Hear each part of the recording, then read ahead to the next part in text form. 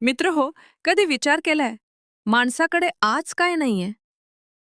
राहायला आलिशान घर आहे, फिरायला महागड्या गाड्या आहेत, खिशात पैसा आहे आणि हाताच्या एका क्लिकवर जगाची माहिती आहे. पण रात्री बिछाण्यावर पडल्यावर डोळे मिटले की खरंच शांत झोप लागते का? की मनाच्या एका कोपऱ्यात कसली तरी अस्वस्थता, कसली तरी भीती, कसली तरी कमतरता जाणवत राहते? ज्या समाधानासाठी आपण रात्रंदिवस धावतोय, ते समाधान नेमकं मिळतं तरी कुठे? बाजारात? पैशात? की लोकांच्या कौतुकात? जर मी तुम्हाला सांगितलं की तुमच्या या प्रश्नाचं उत्तर 700 वर्षांपूर्वीच एका 16 वर्षांच्या मुलाने, म्हणजेच आपल्या संत ज्ञानेश्वर माऊलींनी ज्ञानेश्वरीमध्ये लिहून ठेवलंय तर? होय, ज्ञानेश्वरी हा फक्त धर्मग्रंथ नाही, तर ते मनाचे मॅनेजमेंट शिकवणारं जगातील सर्वश्रेष्ठ पुस्तक आहे. आजची कथा तुमचं आयुष्य बदलू शकते. ही कथा ऐकताना तुम्हाला असं वाटेल की ही कोणा दुसऱ्याची नाही, तर तुमचीच गोष्ट आहे. त्यामुळे हेडफोन्स घाला, जगाचा विसर पाडा आणि पुढील काही मिनिटे फक्त स्वतःसाठी द्या. कारण आज आपण ज्ञानेश्वरीच्या आधारे समाधानाचा शोध घेणार आहोत. फार वर्षांपूर्वीची गोष्ट आहे. एका समृद्ध राज्यात अमरीश नावाचा एक राजा राज्य करत होता. अमरीश हा काही साधारण राजा नव्हता. त्याच्याकडे अफाट संपत्ती होती. त्याचे सैन्य इतके विशाल होते की शत्रू त्याच्या नावानेच थरथर कापत असत. त्याच्या महालात जगातील प्रत्येक सुखसोय हजर होती. रोज पक्वान्नांचे जेवण, सेवेला शेकडो दासदासी आणि स्तुती करायला हजारो लोक. वरकरणी पाहता अमरीश हे यशस्वी माणसाचे उत्तम उदाहरण होते. आजच्या भाषेत सांगायचं तर तो एक सक्सेसफुल आयकॉन होता. पण या लखलखत्या सोन्याच्या पिंजऱ्यात अमरीश मात्र आतून पोखरलेला होता. एका अमावस्येच्या रात्री अमरीश आपल्या महालाच्या गच्चीवर उभा होता. समोर त्याचे विशाल साम्राज्य पसरलेले होते. पण त्याच्या मनात मात्र काळाकुट्ट अंधार होता. त्याला एकच प्रश्न सतावत होता. माझ्याकडे सर्व काही आहे, तरीही मी सुखी का नाही? हे रिकामं रिकामं का वाटतंय? त्या दिवशी त्याने एक निर्णय घेतला. त्याने आपल्या प्रधानाला बोलावले आणि सांगितले, मला या राज्यातला असा माणूस शोधून आणा जो पूर्णपणे समाधानी आहे, ज्याला कशाचीही हाव नाही, कशाचीही चिंता नाही. जर असा माणूस सापडला तर मी त्याला माझे अर्धे राज्य बक्षीस देईन. प्रधानाने डोक्याला हात लावला, कारण त्याला माहीत होतं जगात असा माणूस सापडणं कठीण आहे. पण राजाची आज्ञा. सैनिक कामाला लागले. गावोगावी दवंडी पिटवली गेली. सैनिक एका व्यापाऱ्याकडे गेले. व्यापारी म्हणाला, मी समाधानी आहे. पण जरा तो शेजारच्या राज्याशी चाललेला व्यापार नीट झाला की मग पूर्ण समाधानी होईन. सैनिक एका शेतकऱ्याकडे गेले. तो म्हणाला, माझं घर सुखात आहे. पण यंदा पाऊस पडला नाही तर काय होईल याची चिंता वाटते. सैनिक एका साधूकडे गेले. साधू म्हणाला, मला कशाचा लोभ नाही. पण माझा मठ अजून थोडा मोठा झाला असता तर बरं झालं असतं. दिवस पालटले, महिने उलटले. पण राजाच्या सैनिकांना एकही पूर्ण समाधानी माणूस सापडला नाही. प्रत्येकाच्या आयुष्यात काहीतरी पण आणि परंतु होतेच. राजाची अस्वस्थता वाढत होती. त्याला वाटू लागलं, जगात समाधान नावाची गोष्टच अस्तित्वात नाही का? अखेरीस कंटाळून राजा स्वतः शोधासाठी बाहेर पडला. फिरता फिरता तो एका घनदाट जंगलात पोहोचला. तिथे एका वडाच्या झाडाखाली एक तेजस्वी फकीर, एक संत बसले होते. अंगावर साधी कफनी, चेहऱ्यावर विलक्षण तेज आणि ओठांवर एक स्मित हास्य. त्यांच्याकडे बघताच राजाला एक वेगळीच शांतता जाणवली. जणू काही वाळवंटात फिरणाऱ्याला थंड पाण्याचा झरा सापडावा. राजा घोड्यावरून खाली उतरला. संतांच्या पाया पडला आणि म्हणाला, महाराज, मी या राज्याचा राजा आहे. माझ्याकडे संपत्तीचे डोंगर आहेत, पण मनात शांतता नाही. मी पूर्ण समाधानी माणसाचा शोध घेतोय, पण मला कुणीच सापडत नाही. तुम्ही तरी समाधानी आहात का? त्या संतांनी डोळे उघडले. त्यांच्या डोळ्यात एक खोल शांतता होती. ते हसले आणि म्हणाले, राजा, तू चुकीच्या ठिकाणी शोध घेतोयस. तू कस्तुरी मृगासारखा झाला आहेस. राजा गोंधळला. कस्तुरी मृग म्हणजे? संत म्हणाले, माऊली ज्ञानेश्वरांनी ज्ञानेश्वरीत यावर खूप सुंदर भाष्य केलं आहे. तुला माहित आहे का? कस्तुरी मृगाच्या बेंबीतच सुगंधी कस्तुरी असते. पण त्या सुगंधाचा शोध घेण्यासाठी ते हरिण मात्र रानोमाळ वेड्यासारखं धावत असतं. त्याला वाटतं हा सुगंध झाडांमधून येतोय, गवतातून येतोय. पण बिचाराला हे कळतच नाही की तो सुगंध त्याच्या स्वतःच्याच आत दडलेला आहे. राजा स्तब्ध झाला. त्याला त्याचा प्रश्न समजला होता, पण उत्तर अजून सापडलं नव्हतं. तो म्हणाला, महाराज, उदाहरण कळलं, पण प्रत्यक्ष आयुष्यात ते कसं अंमलात आणायचं? माझं मन एका गोष्टीवर टिकतच नाही. आज हे हवंय, उद्या ते हवंय. ही हाव संपतच नाही. यावर ज्ञानेश्वरीत काही उपाय आहे का? त्यावर त्या संतांनी ज्ञानेश्वरीतील एक असा विचार मांडला, जो ऐकून राजाचे डोळे उघडले. आणि मित्रांनो, हा विचार ऐकून तुमचेही डोळे उघडतील. संत म्हणाले, राजा, लक्ष देऊन ऐक. आपण दुःखी का होतो? कारण आपली सुखाची व्याख्याच चुकली आहे. आपण सुखाला वस्तू समजतो. आपल्याला वाटतं, अमुक एक गोष्ट मिळाली की मी सुखी होईन. पण माऊली काय सांगतात माहीत आहे? माऊली ज्ञानेश्वरीच्या दुसऱ्या अध्यायात स्थितप्रज्ञ लक्षणांमध्ये सांगतात, प्रजहाती यदा कामान सर्वान पार्थ मनोगतान आत्मन्येवात्मना तुष्टः स्थितप्रज्ञस्तदोच्यते.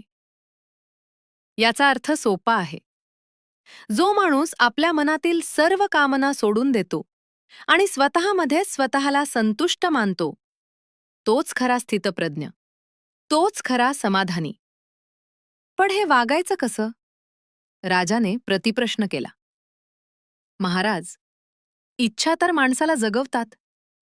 इच्छा सोडून द्यायची म्हणजे काय जंगलात येऊन राहायचं? संत हसले. नाही राजा, ज्ञानेश्वर माऊलींनी भगवद्गीतेवर टीका करताना संसार सोडायला सांगितला नाहीये. त्यांनी मनाची दिशा बदलायला सांगितली आहे. माऊली म्हणतात, पाणी जसे कमळाच्या पानावर असते, पण पानाला भिजवत नाही, तसे तुम्ही संसारात राहा, पण संसाराला मनात राहू देऊ नका. तुझी चूक काय होते माहितीये? तू समाधान बाहेर शोधतोयस. तुला वाटते आणखीन एक राज्य जिंकलं की समाधान मिळेल. तुम्हाला वाटते आणखीन मोठी गाडी घेतली की समाधान मिळेल.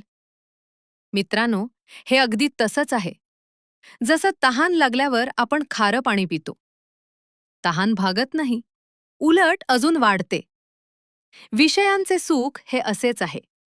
ते क्षणभर गोड लागते, पण नंतर त्याचा परिणाम विषारी होतो. राजाला आता आपली चूक उमजू लागली होती. त्याने विचारले, मग उपाय काय? या मनाला आवरायचं कसं? यावर संतांनी एक रामबाण उपाय सांगितला, जो ज्ञानेश्वरीच्या 12व्या अध्यायात भक्तियोगात माऊलींनी सांगितला आहे.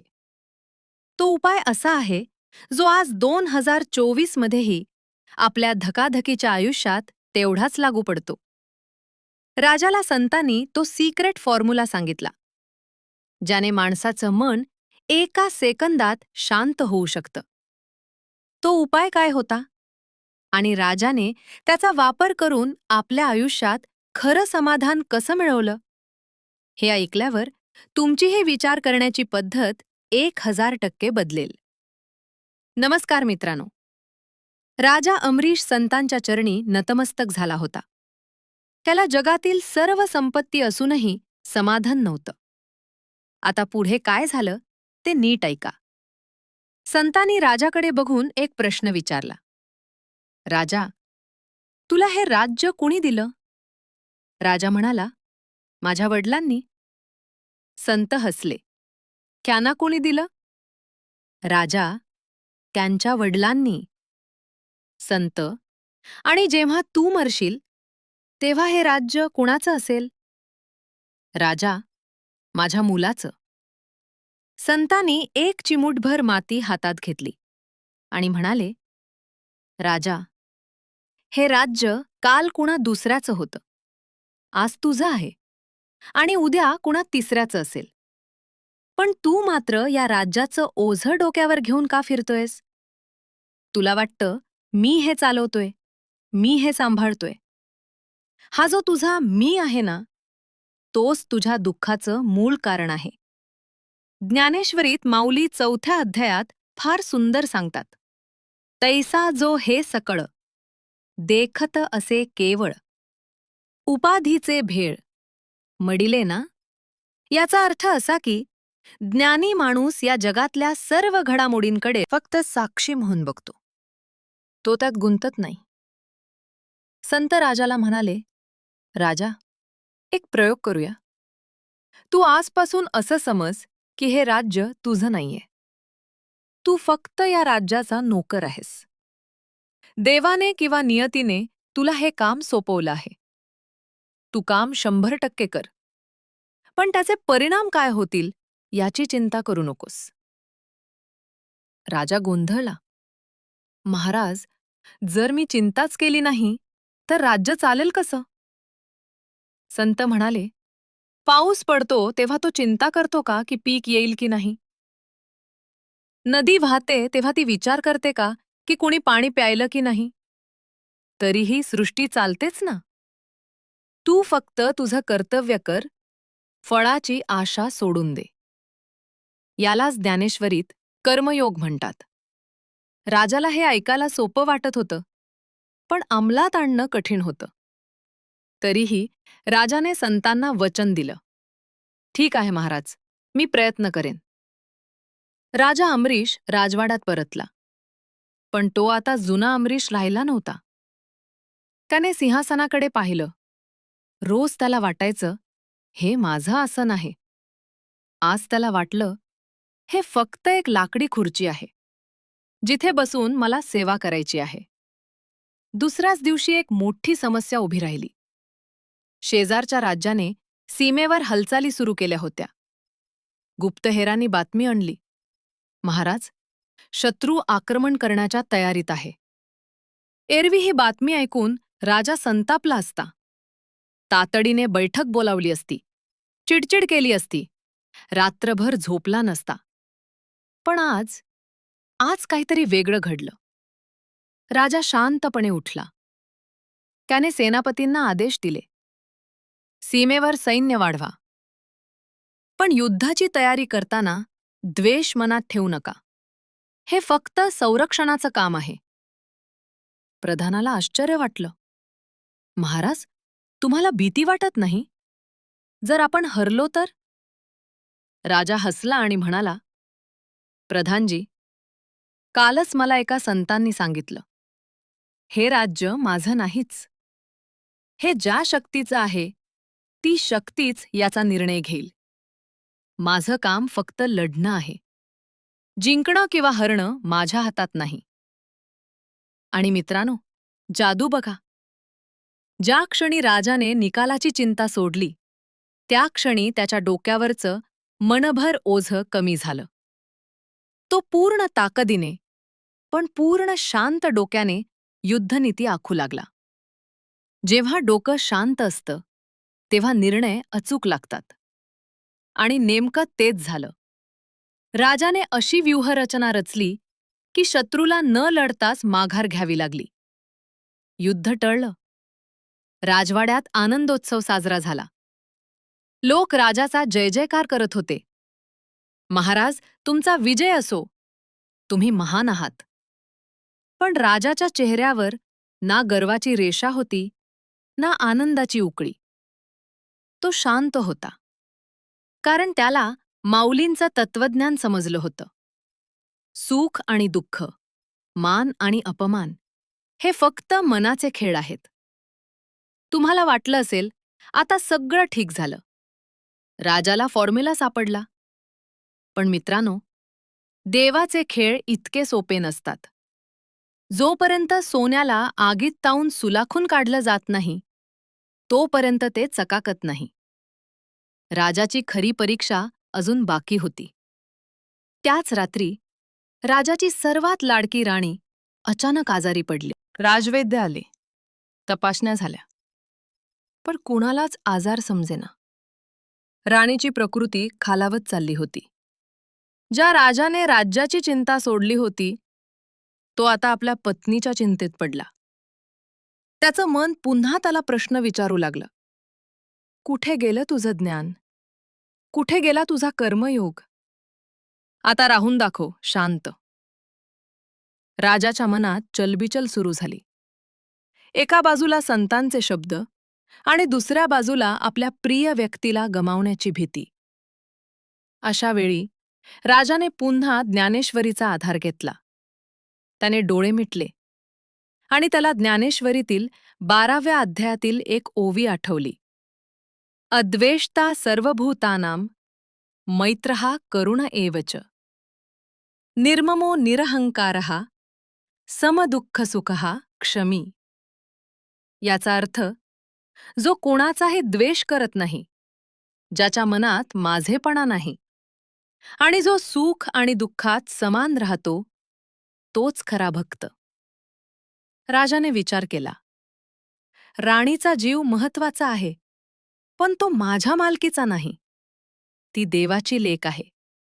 तिची सेवा करणं माझं काम आहे, पण तिचं आयुष्य वाचवणं हे नियतीच्या हातात आहे. त्याने डोळे पुसले, रडणं थांबवलं आणि स्वतः वैद्यांना मदत करू लागला. त्याने स्वतः औषधं वाटली, देवाचा जप सुरू केला. पण मनातून तो पूर्णपणे अलिप्त झाला होता. आणि काय आश्चर्य! 2 दिवसांनी राणीच्या प्रकृतीत सुधारणा होऊ लागली. पण या 2 दिवसात राजाने जे अनुभवलं, ते अद्भुत होतं. त्याला समजलं की भीती ही प्रेमात नसते, तर मोह मध्ये असते. जेव्हा आपण मोह सोडतो, तेव्हा फक्त शुद्ध प्रेम उरतं आणि तिथेच खरं समाधान असतं. राणी बरी झाली. राज्य सुरक्षित होतं. पण सर्वात मोठा विजय राजाने स्वतःच्या मनावर मिळवला होता. काही दिवसांनी तो पुन्हा त्याच जंगलात त्या संतांना भेटायला गेला. राजा घोड्यावरून उतरला, संतांच्या पाया पडला आणि म्हणाला, महाराज, मला आता कस्तुरी मृगासारखं बाहेर पळायची गरज नाही. मला कस्तुरीचा सुगंध सापडला आहे. संत हसले.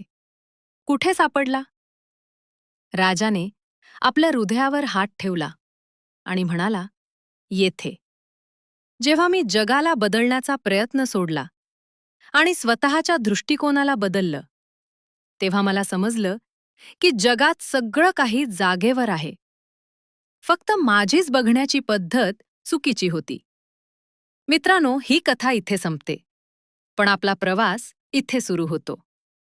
ज्ञानेश्वरी आपल्याला हेच सांगते, तुम्ही जगाचे मालक नाही आहात, फक्त प्रवासी आहात. काम असं करा की जणू सगळं तुमच्यावर अवलंबून आहे, पण फळाची अपेक्षा अशी ठेवा की जणू सगळं देवावर अवलंबून आहे. समाधान बाहेरच्या वस्तूत नाही, तर आतल्या शांततेत आहे. आज रात्री झोपताना स्वतःला विचारा, मी कशाच्या मागे धावतोय? आणि ती गोष्ट मिळाल्यावर तरी मी थांबणार आहे का? जर उत्तर नाही असेल, तर थांबा, श्वास घ्या आणि ज्ञानेश्वरीतील हा विचार आठवा. तुम्ही म्हणाल, हे कलियुगात शक्य आहे का? हो, 100% शक्य आहे. फक्त सुरुवात करण्याची गरज आहे. तुम्हाला ही कथा कशी वाटली? राजाच्या जागी तुम्ही असता तर काय केलं असतं? कमेंट्समध्ये नक्की सांगा. जर तुम्हाला ज्ञानेश्वरीतील अशाच आणखीन लाईफ चेंजिंग कथा ऐकायच्या असतील तर चॅनलला सबस्क्राईब करा आणि बेल आयकॉन दाबा. कारण पुढच्या व्हिडिओमध्ये आपण पाहणार आहोत रागावर नियंत्रण कसं मिळवायचं. तोपर्यंत आनंदी रहा, समाधानी रहा. राम कृष्ण हरी.